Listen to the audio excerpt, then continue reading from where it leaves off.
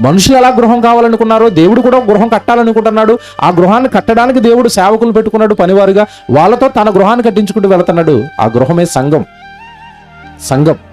కనుక మనుషులకే కాదు ఇల్లులు, దేవుడు కడుతున్నాడు. దేవుడు పనివారు ఉన్నారు భూమి మీద. దేవుని గృహాన్ని నిర్మించుకుంటూ వెళుతున్నారు. దేవుని యొక్క సంఘాన్ని అభివృద్ధి చేసుకుంటూ వెళుతున్నారు. దేవుడు సంఘ కార్యక్రమాలతో సంఘ అభివృద్ధిని చేస్తూ గృహాన్ని విస్తరిస్తూ అనేక మందిని ఆ గృహంలోకి చేరుస్తూ సేవకులు పనివారు దేవుని గృహాన్ని కట్టుకుంటూ వెళుతున్నారు. కనుక దేవుని పిల్లలుగా ఈరోజు మనం ఆలోచించవలసింది, దేవుని గృహంలోకి నువ్వు చేరవా? దేవుని గృహంలోకి నువ్వు ప్రవేశించవా? ఎవడు మనకి తెలియదు కాదు. దేవుడి దగ్గరికి వెళ్ళక మునుపు మన శరీరం నిండా, మన ఆత్మ నిండా, మన అలవాట్ల నిండా అన్ని పాపపు కార్యక్రమాలు, అన్ని మన శరీరాన్ని పాడు చేసుకునేవి, మన ఆత్మను నాశనం చేసుకునే కార్యక్రమాలే మన జీవితాల్లో ఉంటాయి. మీరు బాగా ఆలోచించండి. కష్టం, బోళ్ళని శ్రమ ఈ లోకంలో పాపం విషయంలో మన శరీరం పడుతూ ఉంటుంది.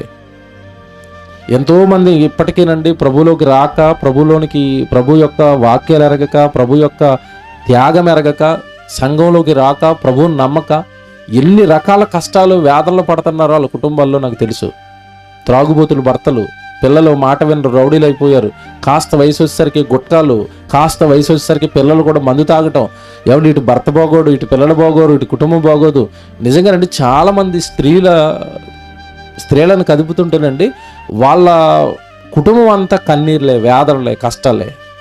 ఎందుకు ఇలాగ పాపానికి బానిసలయ్యారు పురుషులు, భర్త కానీ పిల్లలు కానీ? ఎందుకు అంటే వాళ్ళు ప్రభు దగ్గరికి రాక, విశ్వాస గృహంలో చేరితే, సంఘంలో చేరితే ఆ అలవాట్లన్నీ పోయేవి. ఏమన్నా అది పాపమని వాళ్ళు గుర్తెరిగేవారు. ఆ దేహం పవిత్రమైన దేవుడిదని గుర్తెరిగితే ఆ మందు త్రాగటం మానేస్తాడు, ఆ కైనీలు తినటం మానేస్తాడు, ఆ వ్యభిచారం మానేస్తాడు, ఆ పాపపు కార్యక్రమాలు మానేస్తాడు. సంఘంలోనికి వచ్చిన తర్వాత క్షేమంగా ఉంటాడు. ఈ గృహంలో చేరితే శరీరం ఎలా సంతోషంగా ఉంటుందో, ఆనందంగా ఉంటుందో, నువ్వు విశ్వాస గృహంలో చేరితే, దేవుని సంఘంలో చేరితే నీ ఆత్మ క్షేమంగా ఉంటుంది, నీ కుటుంబము క్షేమంగా ఉంటుంది. దేవుడు కట్టిన గృహం అది.